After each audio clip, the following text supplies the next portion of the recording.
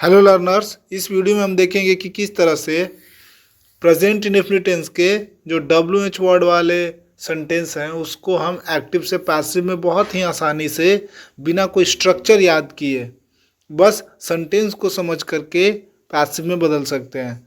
क्योंकि जब हम एक बार सेंटेंस के वर्ब को पहचानना सीख लेते हैं और बी के फॉर्म्स को समझ लेते हैं यूज़ करना पैसिव में, तो स्ट्रक्चर याद करने की ज़रूरत नहीं होती है हमको।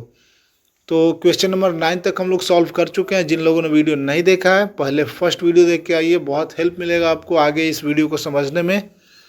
ठीक है ना, उसका आपको लिंक जो है कमेंट बॉक्स और डिस्क्रिप्शन बॉक्स में मिल जाएगा। तो क्वेश्चन नंबर 10 से शुरू करते हैं। Why do you not speak French. अब यहाँ पे जो फ्रेंच है वो क्या है? फ्रेंच यहाँ पे स्पीक का ऑब्जेक्ट है। अब फ्रेंच यहाँ पे ऑब्जेक्ट है, इसीलिए इसको सब्जेक्ट बना करके पैसिव में इसका पैसिव हम शुरू कर रहे हैं। तो वाई का वाई, ठीक है। फ्रेंच चूँकि सिंगुलर है, एक भाषा का नाम है तो सिंगुलर है, तो इज लगेगा उसके साथ। और हमको पता है कि प्रेजेंट इंडेफिनिट टेंस में जो बी का फॉर्म होता है या तो V1 यूज़ होता है या तो V5। तो V1 और V5, V1 में क्या क्या होते हैं बी के फॉर्म? R और M, और V5 में होता है इज।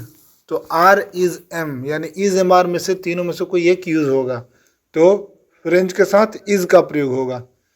तो वाई इज फ्रेंच, ये नेगेटिव सेंटेंस है तो नॉट पैसिव में भी नेगेटिव उसको रहना होगा, क्योंकि सेंटेंस के मीनिंग को हम चेंज नहीं करते हैं या सेंटेंस के टाइप को चेंज नहीं कर सकते हैं पैसिव में बदलते समय। Why is French not speak का with spoken by you, you का ऑब्जेक्टिव केस यू ही होता है। What do you know about him. अब ये वाला जो यहाँ पे जो क्वेश्चन है ना बहुत कन्फ्यूजिंग है। क्यों? क्योंकि अबाउट हिम बहुत सारे स्टूडेंट्स को या लर्नर्स को लगेगा कि अब यहाँ पे यही ऑब्जेक्ट है इस सेंटेंस का और इसी को उठा करके हम ना क्या करेंगे, इसका पैसिव बना देंगे। नहीं, यहाँ पे क्या करना है, ये जो अबाउट है यहाँ पे प्रीपोजिशन है, और प्रीपोजिशन के बाद जो ऑब्जेक्ट आते हैं वो प्रीपोजिशन के ऑब्जेक्ट होते हैं, वर्ब के ऑब्जेक्ट नहीं होते हैं, और उसका यूज़ करके हम पैसिव नहीं बना सकते हैं। ये एक बेसिक ग्रामर का रूल है। जैसे जैसे मैं आगे अलग अलग टॉपिक्स को एक्सप्लेन करूँगा, मैं समझाता चलूँगा, और मैं एक बेसिक क्लास भी लूँगा जिसमें सब्जेक्ट वर्ब ऑब्जेक्ट्स इन सब को आइडेंटिफाई करना, उनके बेसिक कैरेक्टरिस्टिक्स सब पे चर्चा करूँगा। तो उस वीडियो का वेट कीजिए, वो जल्द ही आएगा वीडियो। तो what is known to you about him. अब यहाँ पे अबाउट हिम वर्ब का ऑब्जेक्ट नहीं है, तो नो का तो यहाँ पे कोई ऑब्जेक्ट नहीं है, फिर भी हम इसका पैसिव क्यों बना रहे हैं? कुछ लर्नर्स के दिमाग में ये सवाल आ रहा होगा, क्योंकि जिस वर्ब का कोई ऑब्जेक्ट नहीं होता उसका तो पैसिव नहीं बनता है। लेकिन WH क्वेश्चन में कभी कभी व्हाट रहने पे हम व्हाट की मदद से उसका पैसिव बना सकते हैं। What is known to you. अब यही व्हाट जो है ना पैसिव में भी सब्जेक्ट बनता है, जो एक्टिव में पैसिव, जो मतलब एक तरह से पहला जिससे शुरू हो रहा था सेंटेंस, सब्जेक्ट तो नहीं है, वो वहाँ पे WH वर्ड का काम कर रहा है, सब्जेक्ट तो यू है एक्टिव में, लेकिन पैसिव में ये एक तरह से सेंटेंस को शुरू करने का, एक सेंटेंस को स्ट्रक्चर देने का काम करता है। What is known to you, तो व्हाट इज़ नोन। अब यहाँ पे ये डाउट ये हो रहा होगा सबके मन में कि व्हाट के बाद इज़ ही क्यों प्रयोग करें। व्हाट के बाद आर भी प्रयोग कर सकते हैं कि किस बात के बारे में बात हो रही हो, वो सिंगुलर बात है, प्लूरल बात, मेन बात है। यहाँ पे कोई भी जो नॉर्मल टॉक को, किसी बातचीत को हम सिंगुलर ही मानते हैं नॉर्मली, इसीलिए यहाँ पे इज़ यूज़ हुआ है। लेकिन अदरवाइज अलग अलग कंडीशंस में भी व्हाट के साथ इज़ या आर दोनों में से किसी का भी प्रयोग होता है, लेकिन हम नॉर्मली व्हाट के साथ इज़ का ही प्रयोग करते हैं। ठीक है, तो अब टीच का जो है ये यहाँ पे नो टीच, एक मिनट, मैंने क्वेश्चन 12 को लगता है कि सॉल्व करना शुरू कर दिया अभी। क्वेश्चन 11 हम सॉल्व कर रहे थे। What do you know about him, तो व्हाट इज़ नो का V3 क्या होगा? नोन।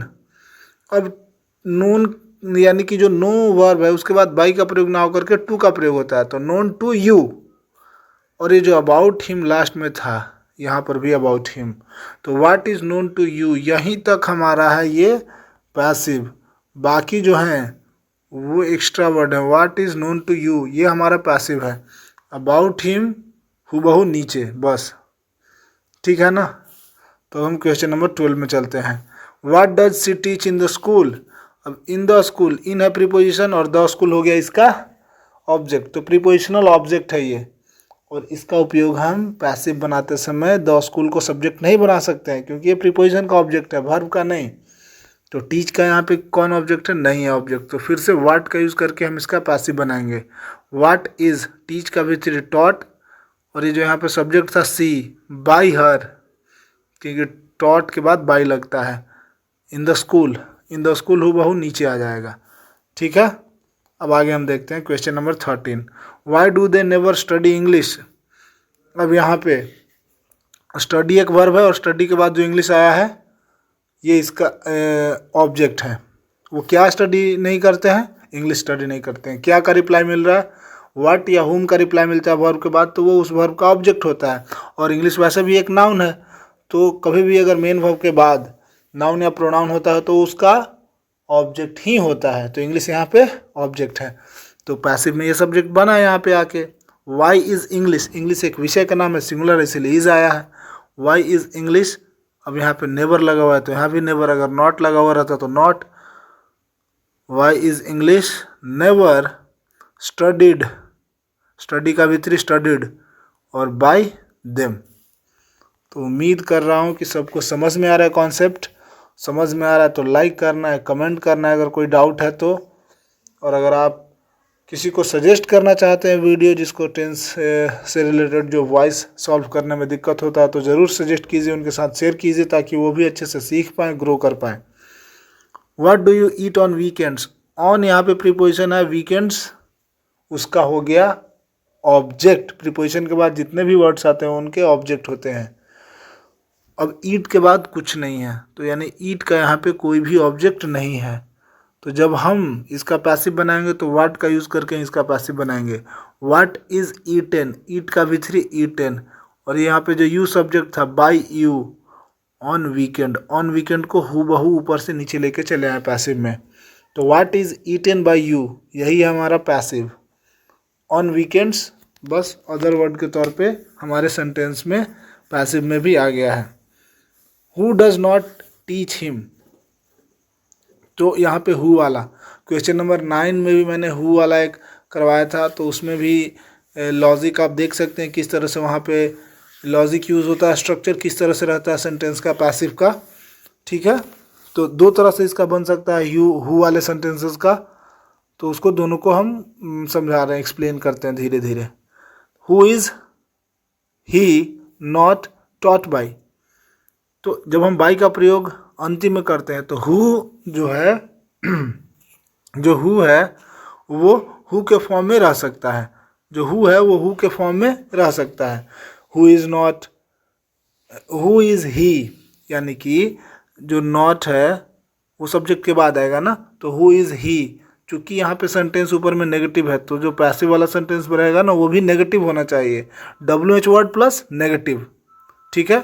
तो हु इज़ ही, नॉट, और टीच का जो V3 है, टीच का V3 टॉट, और ये जो पैसिव में हम बाई का अंत में प्रयोग करते हैं वो बाई कहाँ चला जाएगा, अंत में।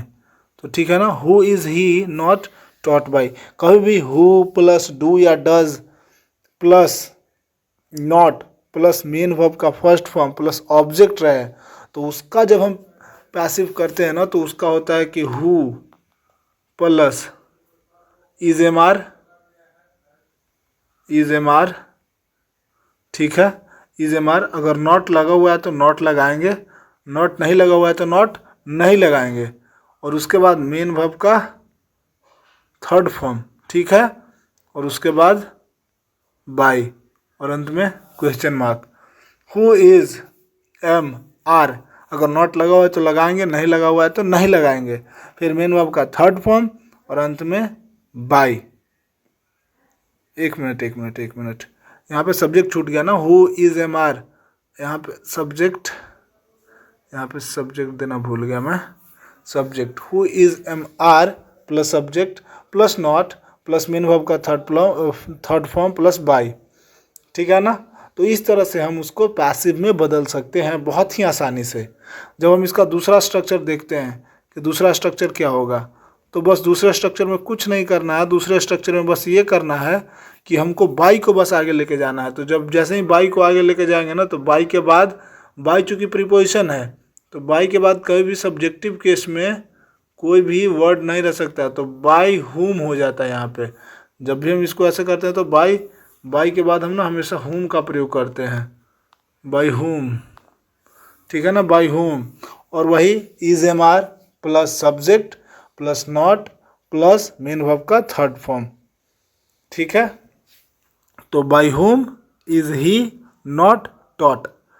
चूँकि यहाँ पे active negative WH word plus negative है, तो ये जो पैसिव है ये भी WH वर्ड प्लस नेगेटिव।